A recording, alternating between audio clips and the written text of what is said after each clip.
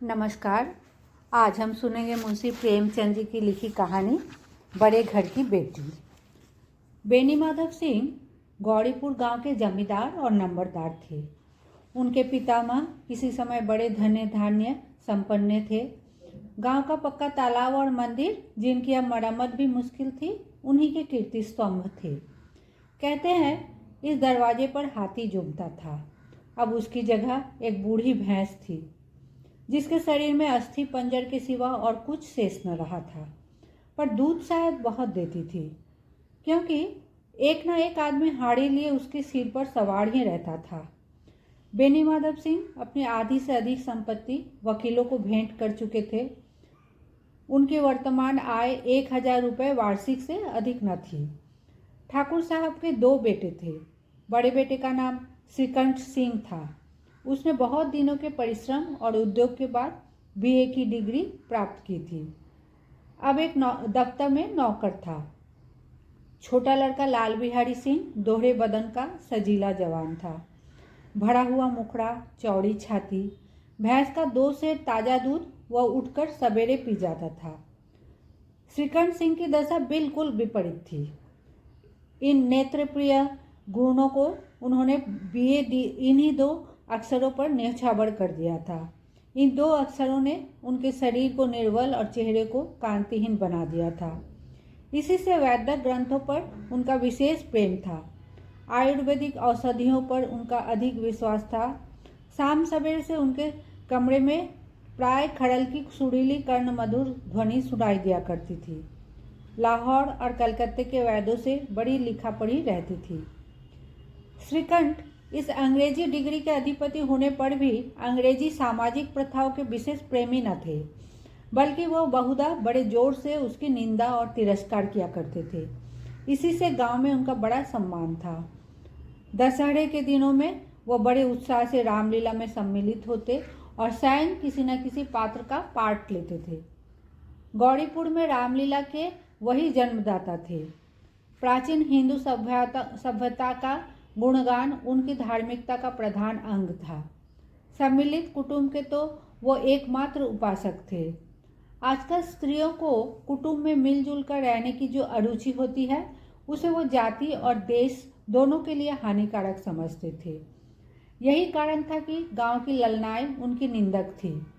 कोई कोई तो उन्हें अपना शत्रु समझने में भी संकोच न करती थी। स्वयं उनकी पत्नी को ही इस विषय में उनसे विरोध था।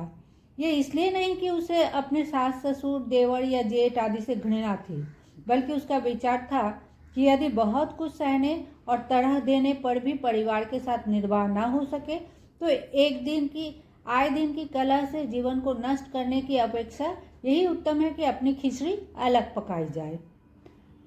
आनंदी एक बड़े उच्च कुल की लड़की थी। उसके बाप एक छोटी सी रियासत के ताल्लुकदार थे। विशाल भवन, 1 हाथी, 3 कुत्ते, बाज, बहरी, सिकड़े, झाड़, फानूस, ऑनरेरी मैजिस्ट्रेटी और ऋण, जो एक प्रतिष्ठित ताल्लुकदार के भोग्य पदार्थ है, सभी यहाँ विद्यमान थे। नाम था भूप सिंह। बड़े उदार चित्त और प्रतिभाशाली पुरुष थे, पर दुर्भाग्य से लड़का एक भी न था। 7 लड़कियां हुई और दैवीय योग से सब की सब जीवित रही। पहले उमंग में तो उन्होंने 3 ब्याह दिल खोल कर किए, पर 15-20 हजार रुपयों का कर्ज सिर पर हो गया तो आंख खुली, हाथ समेट लिया। आनंदी चौथी लड़की थी। वह अपनी सब बहनों से अधिक रूपवती और गुणवती थी। इससे ठाकुर भूप सिंह उसे बहुत प्यार करते थे। सुंदर संतान को कदाचित उसके माता पिता भी अधिक चाहते हैं।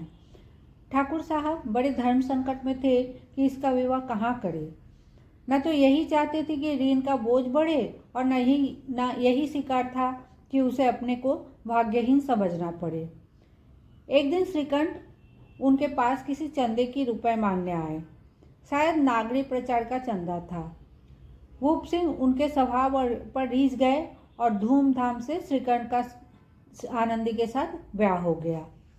आनंदी अपने नए घर में आई तो यहाँ का रंग ढंग कुछ और ही देखा। जिस टिम टाम की उसे बचपन से ही आदत पड़ी हुई थी, वो यहाँ नाम मात्र को भी न था। हाथी घोड़ों का तो क्या कहना, कोई सजी हुई सुंदर वहली तक न थी। रेशमी स्लीपर साथ लाई थी, पर यहाँ बाग कहाँ। मकान में खिड़कियाँ तक न थी, न जमीन पर फर्श, न दीवार पर तस्वीरें। ये एक सीधा सादा देहाती गृहस्थ का मकान था, किंतु आनंदी ने थोड़े ही दिनों में अपने को इस नई अवस्था के ऐसा अनुकूल बना लिया मानो उसने विलास के सामान कभी देखे ही न थे। एक दिन दोपहर के समय लाल बिहारी सिंह 2 चिड़िया लिए हुए आए और वावज से बोला, जल्दी से पका दो, मुझे भूख लगी है। आनंदी भोजन बनाकर उसकी राह देख रही थी। अब वो नया व्यंजन बनाने बैठी। हांडी में देखा तो घी पाव भर से अधिक न था। बड़े घर की बेटी किफ़ायत क्या जाने, उसने सब घी मांस में डाल दिया। लाल बिहारी खाने बैठा तो दाल में घी न था। बोला, दाल में घी क्यों नहीं छोड़ा? आनंदी ने कहा, घी सब मांस में पड़ गया। लाल बिहारी जोर से बोला, अभी परसों घी आया है, इतना जल्दी उठ गया? आनंदी ने उत्तर दिया, आज तो कुल पाव भर रहा होगा, वो सब मैंने मांस में डाल दिया।